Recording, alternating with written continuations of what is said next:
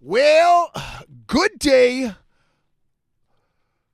ladies and gentlemen. How y'all doing today? Welcome back to the podcast. I'm Johnny Nocash.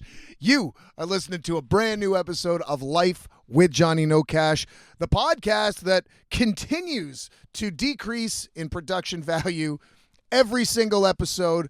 I'm down a chair, and that's why I'm stuck in the corner of this van right now, and I'm going to get into that. This is actually a very time-sensitive episode, and I really wanted to do this while I could because, time is running out, and I'm going to talk all about that. But the main thing here is that this is the end of van life for me. This is the last time that I'm going to be doing a podcast from the van. This is the last night I'm going to be sleeping in the van. And I know that you guys have been listening for almost 2 fucking years now.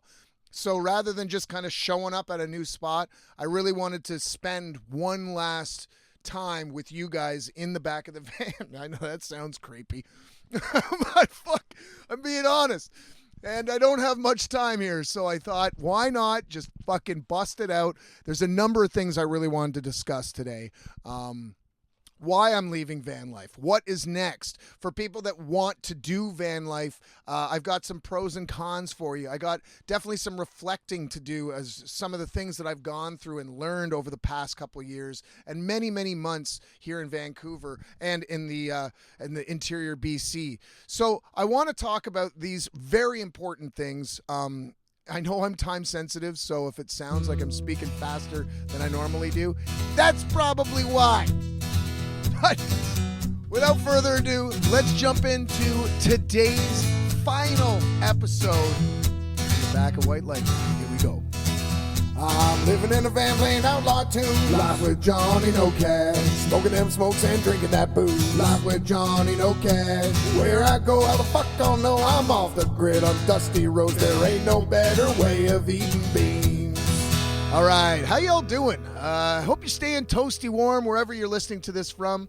I know that Eastern Canada, Central and Eastern Canada, as well as Northern Eastern United States is just getting pummeled with more cold weather, and I hope you're staying toasty warm. Right now, we got another cold snap here in Vancouver, but it ain't nothing to shake a stick at compared to what some of you guys are going through. So, I hope you got some hot toddies going, big old joints burning, keeping you warm, as well as a nice fire or the heat fucking pumping. That being said, I got my jacket on. It's chilly. It's chilly enough, but, I ain't complaining. So, man, this has been a ride. Literally. It's been a ride. I'm not going to go too deep into, the whole generalization of van life, but I will go through a couple main points that I wanted to talk to you guys about, as well as what the fuck to do next. For people that are living in a van and they decide that maybe it's time to move on.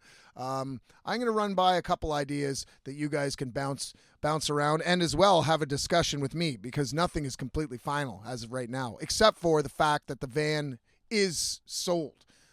This is my last night. I'll tell you right now, I'm getting a fucking buzz on tonight. Maybe. No, man, I hate talking to the camera when I'm wasted. I was going to say maybe I'll do a podcast all drunk. No, I don't trust myself. So this is it. This is the last time. So I hope you guys got a drink and your snacks and whatever, because we're going to have a good old time reflecting on some of the things that have changed me and shaped me into the person I am today. First and foremost, I want to go back in time and just talk about the decision to go through van life. And that was, we were going through the pandemic. I had zero control. Nobody had any control. And I was spiraling into a very, very dark, deep depression at that time. All these rules and mandates that were handed out, mainly in fucking Ontario, which is fucked. Like, the rules that we had in Ontario were far exceeding the other provinces in this country. And so I just felt like, I had no control over my own life anymore. And I'm not going to get into political bullshit. I'm talking about van life. And it was a 5-month decision when I decided to sell all my shit and buy a fucking 1998 Dodge and move into this van. I'd done a ton of research online, YouTube videos, podcasts, all that kind of shit. And it seemed like the lifestyle that I could at least survive in and probably enjoy, because I was really not enjoying life at that time. And one other thing that I just want to say right off the bat is, like, when I was being raised, my entire life, I was constantly moving from house to house, school to school, nonstop. Like, there was very little, like, large chunks of time where I was at the one spot. So I've been used to change. And it was something that was not really new to me. I was very kind of used to bopping around and having new environments and new challenges on the daily. I mean, not on the daily, but you know what I mean. Like, I was at a very young age, I was constantly going to new schools and new houses and things like that. So me fucking off from everything that I had built and worked towards in Toronto was not as scary as some people may think. Now, I do understand that the majority of people, you know, they grow up in the same town, the same house, and the same school, and doing something like van life is a huge risk and a huge challenge, and that can be fucking terrifying. That can be absolutely terrifying. But to anybody who has been considering this and has been, you know, listening not just to my podcast or even doing other research on online, it has completely changed my life and my whole outlook on human beings, this absolutely gorgeous planet we live on, as well as living with myself and my own problems and having to dig myself out of these problems, isolation factors. There's so many things that I was kind of slightly unprepared for, but at the same time, totally willing to take it on. And van life for me, instantaneously, if you guys know this, I've gone through this in previous episodes, and if you are new to the podcast, all my other episodes are on Spotify and Buzzsprout. You can't find the entirety of my episodes on YouTube because I started uploading them, I think, halfway through. So go back to the beginning and hear about some of those stories. But it was instantaneous joy the moment I hit the gas, and I realized that it was a very good decision for me. I was not in a good place mentally. I had a job. I had everything going for me. I had friends, you know, everything was going fine. Like, from the exterior looking in, but in looking out, I was miserable and so depressed, and I didn't know how much longer I could take it, you know, and not to, you know, talk light about, you know, suicide and shit. But I mean, it's a real thing, you know? It's a real fucking thing. Depression is not something to be, you know, tossed around and joked about. So I got to a point where I needed to make a change. And the change was incredible. And I mean, I learned a lot. I lived in Old Dusty, which was the 98 Dodge, for, I believe, I think it was 6 months. And then I believe I've lived in White Lightning for the rest of the duration of time. But as you know, I've been feeling like my creative integrity has been lacking. And that is because I just don't have the space. So one thing I would say, like, if I was to say anything to anybody that wanted to, you know, choose van life or at least give it a shot, make sure that the place or the van that you get is going to not only, you know, serve your basic needs, of course, but also serve the needs that you're going to need depending on where you are. I'm in fucking British Columbia, and as much as I love it, it's fucking miserable. This province fucking sucks in the wintertime. I would take 2 feet of snow for 6 months of the year than 4 months of just continuous rain any day of the fucking year. It is dark nonstop. So if you don't have, you know, a van that you can comfortably live in those dark months where you can do things, I can't do push-ups in here. There's no room. I could barely do fucking sit-ups. And not just that, the fucking ground's freezing. But I'm just saying, one thing that I really learned, and as a musician, as an actor, I need a certain amount of space. And it just got to the point where if I'm going to be locked inside during these continuous downpours, I'm going to be locked inside in an area that I can function in, like comfortably. I don't need a lot in life. I really don't. I'm a really simple, basic man. I'm sure you figured that one out. But I really am. It doesn't take a lot to make me happy. All I need is very basic amenities. But I will say this. I need sun. And if I don't have sun, I need space so I can do some creative activities and projects. This particular van is perfect for somebody who's just bombing around, which I was doing for quite some time. And it served its purpose. But once I got into a stationary area and I was stuck for a number of months in the same kind of environment, which was just dark, moody, rain, nonstop, I was spiraling back to the same kind of mentality I had to begin with. I didn't know how to make myself happy. And guys, I gotta say, it really sucks, like, how unhappy so many people are, but yet we're constantly shoved down our throat of how great everyone's lives are because of social media and things like that. It's full of shit.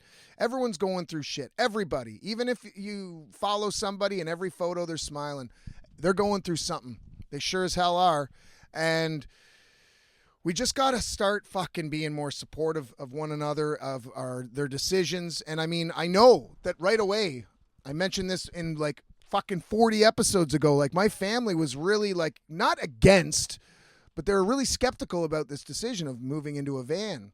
And it's like, well, I'm not happy and I got to try something.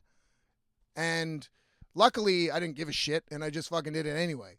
But, please support people's decisions, as wild as they sound and as wild as they may be. You just never know what they're going through. So that was huge for me.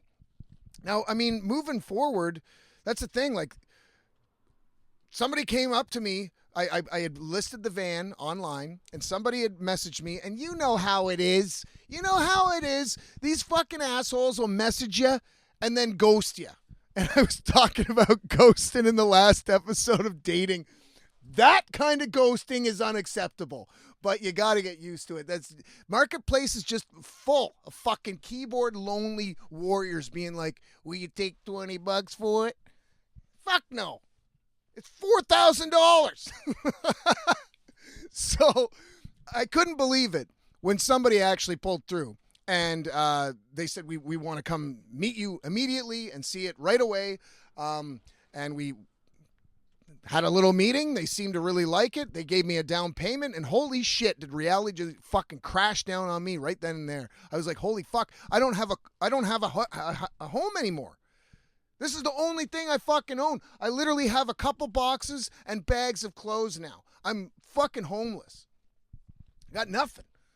Sure, I'm going to, have money that I'll be making from the van, but I need to use that money extremely wisely because I am homeless. I don't know where I'm going. I don't know what I'm going to do. And I mean, I'm not even really all that frightened. I'm really not. It'll work out. Always does. I like change. I like fucking, I'm my own worst enemy. It's almost like I'm a self-sabotager.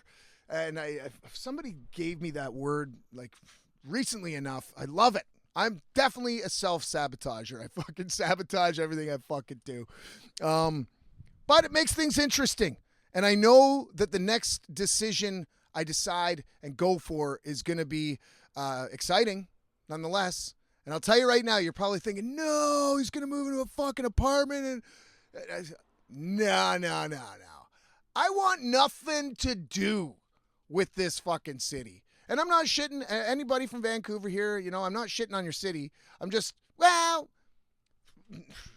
Yeah, I am shitting on it. I'm going to fucking go off on a rant. The worst driving I have ever experienced outside of Spain and China.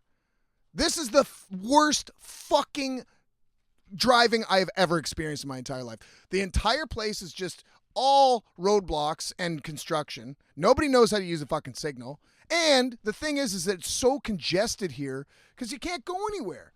We're surrounded by water. And everyone wants to be downtown, so it's just fucking people crammed in this fucking sardine box. Can't take it. Can't fucking take it. I need to be in nature. I need to be able to have a fire. Listen to the fucking birds and not the transports and sirens. That was one of the things that drove me nuts living in Toronto, was just the sheer volume of the noise levels was just, I couldn't take it. How does somebody justify charging you $2,000 to live in a fucking box that feels like it's being shook by a giant? It's fucked. And as y'all know, like, the prices are just astronomically fucking high these days. Do you really think that I want to be dumping my money into some rich asshole's pocket, you know, who's just going to constantly be upping it and do zero fucking renovations on the place, zero upkeep? Fuck that. And to anybody who lives in a condo, fuck, I could easily go off. All right, I gotta stick to the non-existent script. So the idea is I'd love to live somewhere outside of the city, get a fucking shitbox car, and just fucking drive to and from the acting gigs. But I also don't want to live in a house or an apartment. And you're probably thinking, well, what the fuck is next? Like a tent? Not far off. I'm really thinking about getting a trailer, finding some guy who has a ton of fucking property and doesn't mind if I just park the trailer, you know, off on a little corner, and I'll, you know, give him a few $100 or whatever, and fuck ton of solar panels, go to town for water, and dumping all like the waste and shit like that, like once a week or something like that, and living still off the grid, but on the grid enough where I can still, you know, come to work and still pursue the creative endeavors that I want to pursue, you know, so I'm not completely, you know, isolated from society, but at the same time far enough that I can have a little bit of space and a little bit of freedom. I think you guys, what episode was it? Just a couple episodes ago where I was filming it in the apartment. I fucking hated it. I don't know how people live like that. And I used to. So, and I couldn't do it. I snapped. I don't know how we all do it and put up with it. I don't know how we all put up with being okay with living in a fucking box like ants and all these rules. Oh, you can't smoke. Oh, you can't be loud. Oh, you can't cook this, you know? You can't wear your shoes around the house because of the neighbors. Like, there's just the amount of rules, man. We need to fucking get our freedom back, and there's no way of doing it unless we all just go off grid. That's the only way. And I really, really am gunning for this.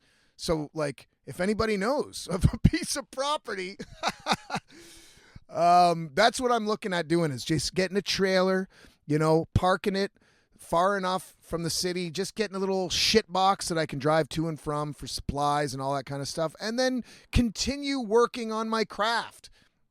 As y'all know, I haven't written a fucking record in like 2 years. Whereas the last album I came out with, Chapter 1, that took me 5 months to write and record and execute. And that's because I had the space. I want to get back on it. You know, I might be old, but the insides are still fucking working okay. And I want to use that to my advantage. I don't want to die out too quick. You know, we get used to routine and we get used to being comfortable and be having these cushy lifestyles, and we accept it. And it's okay to some degree. It's okay to be comfortable and stable. And I'm not against that. But at the same time, you know, we're only here for a short time, and you want to take risks. You want to try new things. You want to, you know, explore. You want to learn about yourself. You ain't going to learn shit if you're sitting watching fucking Netflix the moment you get home from work. Because you're not doing it. You could be watching reality show, Survivor, and being like, yeah, I wouldn't do that. Well, no, you wouldn't do that because you aren't fucking going out and doing it. You're watching it, and you're bitching about some guy that actually is doing it. So don't be bitching. But yeah, it's just, we're getting into this real lazy mentality. I'm not even talking physically. I'm talking lazy mentality, and it's great to have a new exciting adventure around the corner because I got to make up fucking decision sooner or later, and I don't know what that's going to be, but this is what I'm gunning for. And I've already been looking. I've noticed that, if you go on Craigslist and Marketplace, all this kind of shit, that there are opportunities, people that are like renting plots of land and things like that. And I'm really hoping that maybe something works out that way. But I don't know. I don't know. It's like getting a scratch ticket. You don't know. Might win. Might have just thrown away a fucking good chunk of change. You don't know. And I do want to say before I tune out, van life, don't think that because I'm no longer going to be living in a home that is actually mobile, that I'm turning my back on the lifestyle.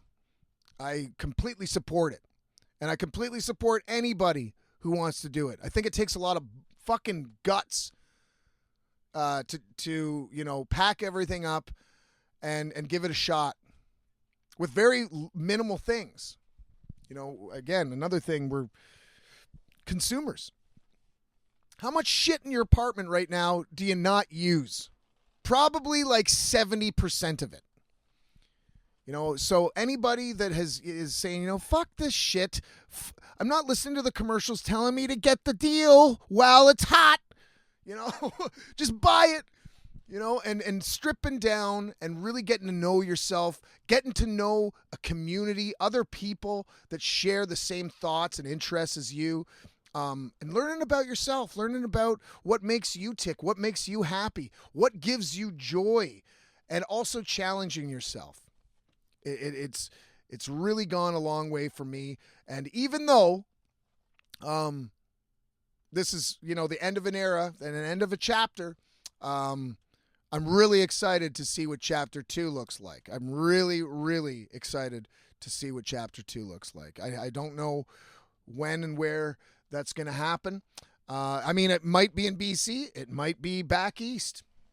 I don't fucking know. And the options are endless. And I'll tell you right now that I know that it's going to be fun. And I'm going to bring you guys along for the ride. So this is not the end of the podcast for good. I said the other day, I didn't even mean to, but I said the last podcast, and a friend of mine was like really upset. I was like, oh shit, no. It's not the end of the podcast. It's just the end of, living van life. So you guys, this is it. Yeah, actually, I'll use this camera. Is it on? Okay. So when I moved the camera to show you guys around, of course, I bumped a cable. And with the gear I own, no cable can even be blown on or it will disconnect. So I apologize if it just kind of crapped out there for a minute. And yeah, there's going to be an edit. So on one of the last episode ever, there's actually an edit. So way to fuck it up there, bud. That being said, I hope you guys are having a great time. I hope you guys enjoyed today's episode. I hope you guys got something out of it. If there's anything you want to discuss, if you have some ideas for me, by all means, throw them in the comments. And actually, I do want to say right now, I apologize. I haven't gotten back to any of the comments from last week's episode.